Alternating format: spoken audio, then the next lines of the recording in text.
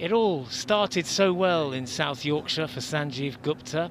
His scheme to revive steel production by using scrap metal as his raw material met with royal approval. Your support shows that you believe that this industry has a future. It's based on recycling. 7 years on, and the High Court has ruled Speciality Steel UK as hopelessly insolvent. Unable to do business because of its debts, the government will now step in to pay staff wages, cover costs, and try to find a buyer. It will be a positive step. I think for me, it's about getting people back into work. It's about creating a sustainable steel industry for the future and growing the business to where it should be. This is the second time this year the government has intervened in what remains of the British steel industry. It took over the running of British Steel's furnaces in Scunthorpe after its Chinese owners warned that they were going to shut them down. It says it's had inquiries about the sites in South Yorkshire, but anyone thinking about making steel in the UK has to contend with energy bills which are much higher than pretty much anywhere else in the world, and an obligation to go green. 2,000 jobs were lost last year in South Wales when the Port Talbot steel plant went electric. All this in an industry which the government says it still regards as vital to the wider economy and national security.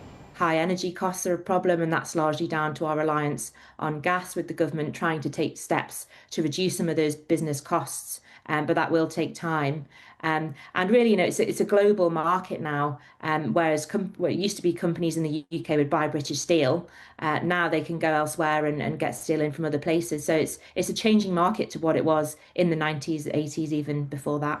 The question of economic sustainability has haunted Britain's steel industry for years, but right now it is an urgent one for the workforce at Speciality Steel. It's supposed to be payday tomorrow for them, and tonight they have no idea whether there'll be money in their accounts tomorrow or not.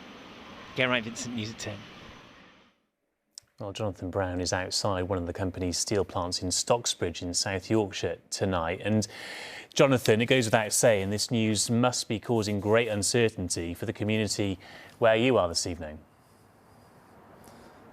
Yes, you'd think that today's announcement will provide some level of reassurance to a workforce that's been facing a huge amount of uncertainty. But tonight there are still many questions that remain unanswered for people working here and 12 miles away in Rotherham. First and foremost, as we've heard, tomorrow is payday for staff working for Speciality Steel UK. Now, as we've heard, the government says that staff will be paid. They say they're footing the bill for wages and costs to keep both of these sites running. But union bosses that we've spoken to in the last few hours say that staff still don't know exactly when that will happen. On top of that, communities like this in South Yorkshire are synonymous with this industry. Steel's been produced here since the 1840s, so there are generations of steel workers who've relied on what's been a major employer here. The local football club even is called Stocksbridge Park Steels. So aside from the national picture, the wider impact of possible closures or job losses on the local economy would be huge, and unions say that this plant in particular is a key national asset. That's because it provides steel for the aerospace and oil and gas industries. And tonight, the UK Steel, which is the industry's trade body, has said that the slowing of production at these sites has already led businesses domestically to turn to cheaper foreign imports. They say securing a new buyer to invest the money that's needed to change that needs to happen quickly. But as we've heard, there are many challenges and many reasons why companies like this are struggling, and many reasons why workers here will be wary of what's to come.